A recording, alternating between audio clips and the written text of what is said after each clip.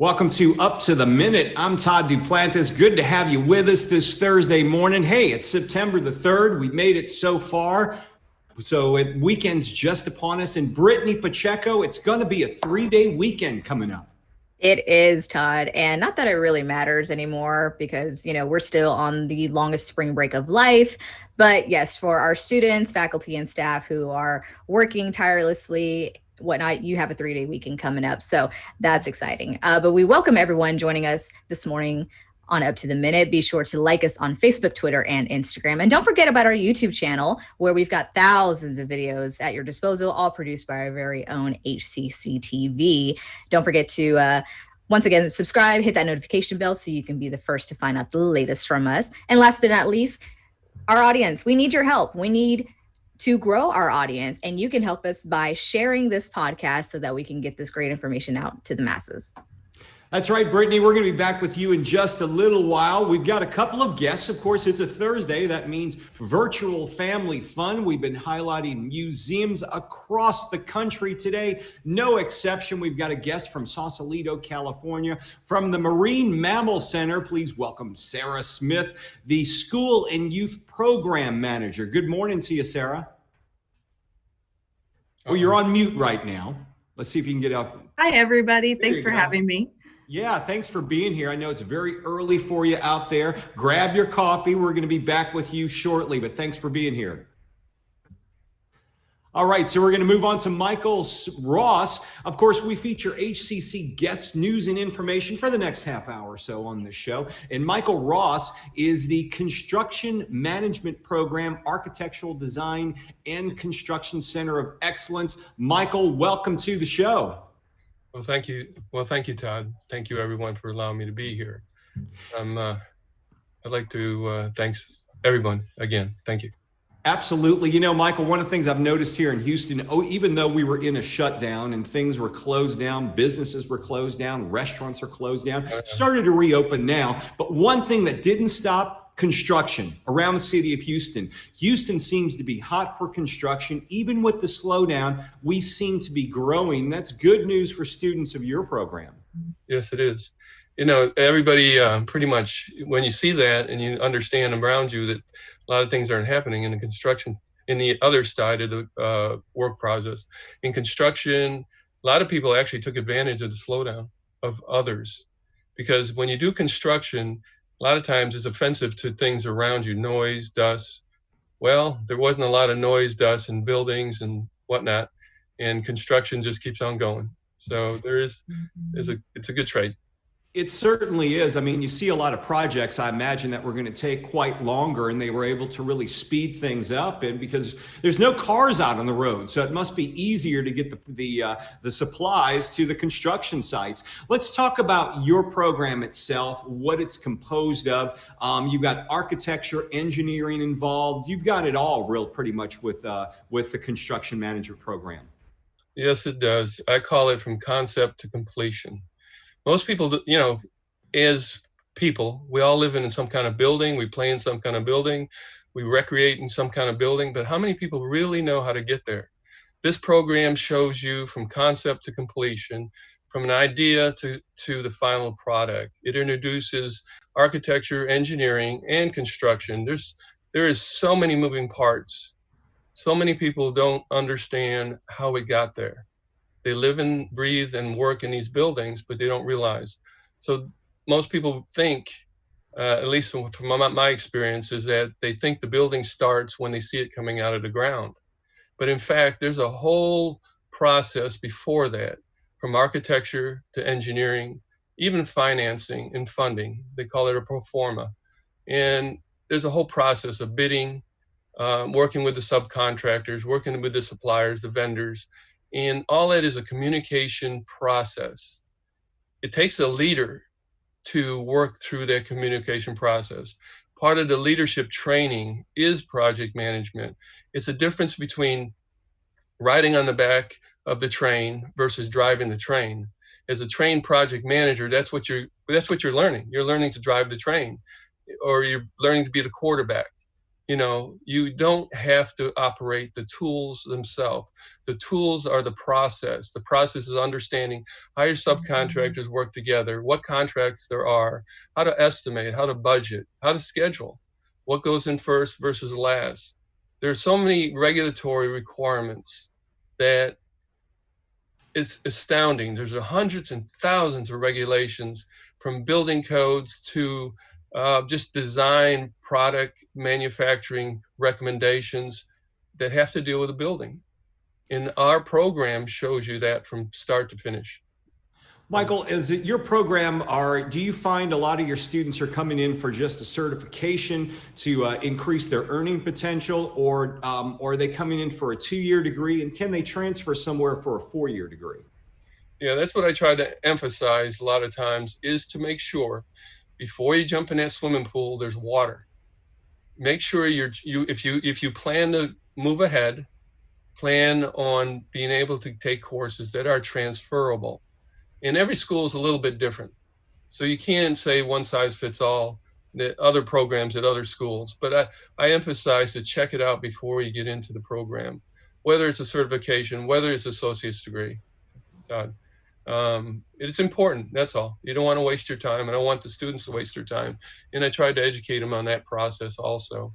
It's not just learning, it's learning the whole process together, because you don't, like I said, you don't want to become at the end and find out that you didn't take proper courses and they weren't transferable. So. Do you have your program also includes architecture and engineering as well? Well, yes, in a related way per se. I find that honestly, most of the students, what their main emphasis is that be a project manager. It pays well, it's a very good job, it's a very good profession. There's no two ways about that. But I also introduce them in the architecture and the engineering trade, or what do you say, professions, because I spent over 30 years as an architect, and I do construction. I do design, build, construction, and I take them back to square one. I also emphasize this is the process. It's not just learning construction, honestly. It's also having the right personality for construction versus architecture versus engineering. It's not just a learning process, but I do emphasize those areas so any student can have the opportunity. I always emphasize that for instance, if you get down the roadways and you don't like the construction, what you thought you might like, okay, here's the other opportunities that you have. And there's many opportunities in the construction process. Like you said, architecture, it's a whole different animal together. I say if you're shy, architecture is not the place for you. Engineering may be. Engineering, and then I also emphasize what engineering, which engineering. It goes from when you're dealing with the building process, it goes from civil engineering, structural engineering, and then what they call MEP, mechanical, electrical, and plumbing engineer. Those are the primary areas. And I introduce the students to all that stuff. And so they can make better decisions early on, because you don't want to find yourself down the roadways and decide, maybe I wasted time in this process. So it's introduced, and we emphasize all the major parts and pieces to the process so people can become a good project management. Michael, how is the program shaped up since we've had to deliver an education online? We left in March, haven't really returned to the buildings much. How have you guys been faring with the online delivery of the courses? I suspect it's like everybody, it's a learning curve. And honestly, from a personal standpoint, my preference is to do it in class. And you don't get the body language, you don't get the eye context, everything that would emphasize that the learning process is helping better than not in the online stuff. But most of the students, I believe, have, and like everybody, they're getting used to it. I think more as it goes along, hopefully not too much longer, but again, as it goes along, people are getting more acclimated to the process, and good or bad. I couldn't tell you from the student side, but. Are your students able to work in the field while they're attending classes, and do you help them find employment? Yes, they can work in the field. Yes, and try to emphasize that, because what happens, you try to build in flexibility, and that's recording the classes also. And then when I look at a class, I try to either schedule it, if I'm part of the scheduling process, either early in the morning, that way they can work in the afternoon, or late in the afternoon. We try to be flexible on it as much as possible, practical, I guess you might say. But I've taught many years and stuff before, and night students, and I have a lot of empathy because I've been there. I tell the students, I've been where you are. And I give them all the flexibility. We try to record all the classes and stuff so they can have the flexibility also. So it's a learning process both ways around, I think, and preferably in person. Right. We all hope to be back in person. It looks like October 5th is a date where we'll get back into the buildings in some shape or form, even in smaller groups. Michael, good luck with the program. I know it's a booming program right now, especially as construction continues in Houston. So thanks for being here and highlighting this program on the show this morning. No, you're welcome, and welcome to everyone. Thank you. Thanks a lot, Michael. We You're appreciate you being here. Thank you. We're going to move across the country to Sausalito. I've been to Sausalito. It's been a few years. It sure is beautiful out there. Sarah, what is the weather like this morning? I wish I could say I've been outside this morning. We're still a little bit smoky with some of the fires out here. So staying inside quite a bit more than even normal lately. And I'm joining you from my home in Berkeley, California, also just outside San Francisco. Now, you're with the Marine Mammal Center in Sausalito. Tell us a little bit about the center, and we'll get to what your online offerings, but for people who haven't been there, tell us a bit about it. Yeah, fantastic. Well, we're very excited to be joining you, even from, across the country, because we are actually the world's largest marine mammal hospital. So we're uniquely positioned to deliver on this mission and to reach audiences beyond just our immediate area, because we're really looking to deliver on a mission to advance global ocean conservation. Well, many years ago, there was a life I lived where I worked in the news industry, but I also worked on a pilot for a wildlife program for a short time. And, it was back when Animal Planet was taking on. I believe it was Jeff Corwin that did some work with you guys. Is that correct? Oh, great. I'd have to check back on that. I've been at the center almost 6 years now. So that might have been before my time, but it sounds like a good ways ago. Back when Jeff Corwin was skinny. He's gotten a little bit bigger these days, but I know he's a big activist and a promoter of animals as well. Tell us about some of the online offerings, because we talked earlier before the show started, but you guys haven't unfortunately been able to reopen yet, but you're offering things online for both educators, the public, and for students as well. That is correct. So I join you from our education, our learning and community team. And we did make the shift to all be working from home. And we have a group of award-winning educators that has really shifted their focus to be able to do that full time at this time and place, so that we can keep our on-site operations to focus and keep those veterinarians and volunteers who are caring for the animals safe and focused on that work, which is still happening. So we are offering activities for families. We're starting to offer curriculum more so for teachers as we enter this new academic year, and are going to have more to come, all accessible through our website, which is at marinemammalcenter.org. I know, unfortunately, out there, you guys have had some devastating fires. In fact, you were telling me earlier, it's kind of smoky out there. How does that affect the animals? I mean, it may be a dumb question, but is that something that affects the animals? I imagine with the smoke in the air, it's something you really have to watch in them. It's a good question, and a big part of our research, a big part of our mission is also research. So while we have these animals, we have a unique lens into ocean health and challenges that animals are facing in the wild as well. That's something that we've seen year after year here in California, increasing as well. So I don't know that we have, data on that yet, since it's still a more recent occurrence that we're seeing so frequently and so intensely. However, we're learning all the time from these animals that are in our care and give us a unique window into what's going on in the wild and in the ocean. Speaking of what's going on in the ocean, one of the things that's most heartbreaking when I see video of dolphins with pieces of plastic or the turtles that have plastic tied around them, and they've been living this way for God knows how long, and they find someone who actually helps them and takes it off. You know, a lot of us aren't fortunate enough to live near the coast, but how can we all make an impact to help ocean health, to protect these wonderful animals? Yeah, as an educator, I talk all the time about how, whether we know it or not, we are all connected to the ocean. The ocean has an impact on us in our daily lives, and we have an impact on the ocean in our daily lives. Whether that's every other breath you take is actually air that's produced by algae in the ocean, or whether that's, you know, something more obvious like visiting the beach or the coast. So there's things that we can all do, and a lot of those online learning activities that you're asking about focus on that aspect of empowerment, especially right now when there's so little in our control. There's a lot. It feels good to have that agency and that opportunity to do something positive in the world.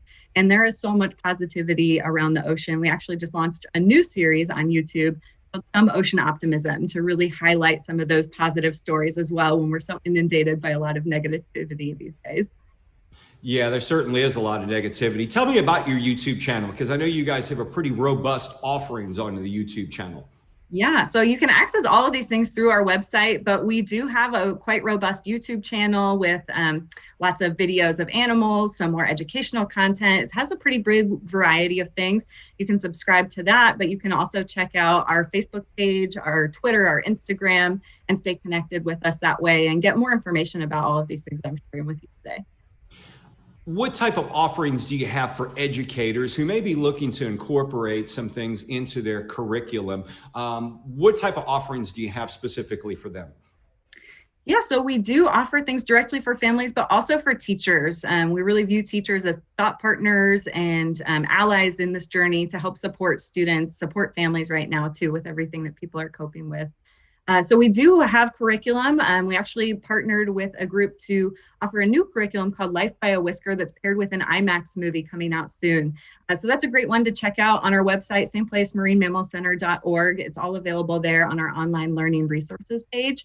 And we'll be coming out with more curriculum responsive to teachers' needs. When I say that we consider teachers thought partners, we're always looking for that feedback and requests for what people are needing and how we can best support communities during this time and always.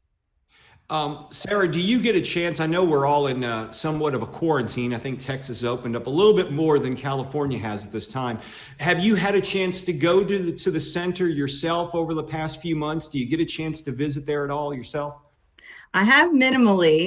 Again, we're trying to keep the focus and keep those essential workers that are caring for the animals safe so that those operations can continue. But I have popped in, and it's always great whether we're in the office and stuck in meetings all day or out in schools delivering programs. It's always great to take that moment and just reconnect with the animals and recenter ourselves in that work. And, you know, hearing the squawks of elephant seals in the background when you're having meetings is a great interruption to bring us back to what we're all doing and that place of joy, I guess. When you're working on site at the center, do you ever take a lunch break and go out and see the mammals yourself? And do you have a favorite one? Oh, absolutely. Definitely important to take those breaks. And what a unique opportunity we have to be able to take our breaks and see elephant seals or sea lions or even harbor seals, even sea otters more rarely. So definitely I do take advantage of those opportunities, and my favorite changes on a daily basis, but I am very partial to those elephant seals. I usually describe their sound as a cackling monkey chicken, if you can imagine that. And if you can't imagine it, go check out that YouTube video or check out our website and you'll see it's pretty unique and special. You got to go check out their YouTube site, folks. If you're watching right now, we're going to have a link in this social media post that'll take them to your YouTube channel and also to your website. You mentioned it earlier, but once again, how can our viewers learn more about the center's work and all of your online resources that you have out there? Yeah, thanks for asking. And again, the website is the best place to access all of these different things I've been talking about, and that is marinemammalcenter.org. Sarah Smith, it's always great. I'm very partial to animals myself. I said I had an experience years ago working on a TV show with some. Love talking to you this morning, and stay safe out there in Sausalito. Thank you so much. You as well. Thank you. All right, Brittany, moving on to Brittany. You're a big fan of marine mammals, Brittany? You know, initially I wasn't, up until I actually visited the Pacific Northwest last year. We went to Seattle and we visited their aquarium, and I completely fell in love with everything that had to do with marine life and just the efforts that they put forward to rescuing these animals who can no longer live in their natural environment. And I fell in love with an octopus named CJ. He's my boy. I haven't had the opportunity to go to the Marine Mammal Center in Sausalito. I visited San Francisco. That's like my favorite city in the United States. My heart breaks, of course, with what's going on there in California. And of course, you think of Pier 39, the sea lions that live out there, and what's going on in their environment. But hopefully, this will all pass soon, and gotta save those animals. Gotta love them. I mean, they're just so cute. I kept looking at the snow leopard. I think it's a snow leopard sea lion. I'm not sure. I don't know anything about it, but snow leopard sea lion. I don't know. Sarah, you ever heard of a snow leopard sea lion? Is that a thing? Maybe a leopard seal, somewhere in between the two. There we go. There we go. You know what?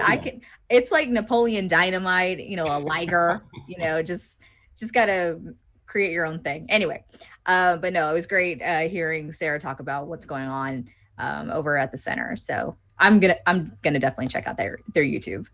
Absolutely. Well, Brittany, we're going to move on to our HCC news and announcements. Of course, we got a few things to bring up to you folks. One of them is virtual coffee breaks we have going on for faculty and staff. And I think one of them today is happening at just after this show at 11 a.m., Brittany.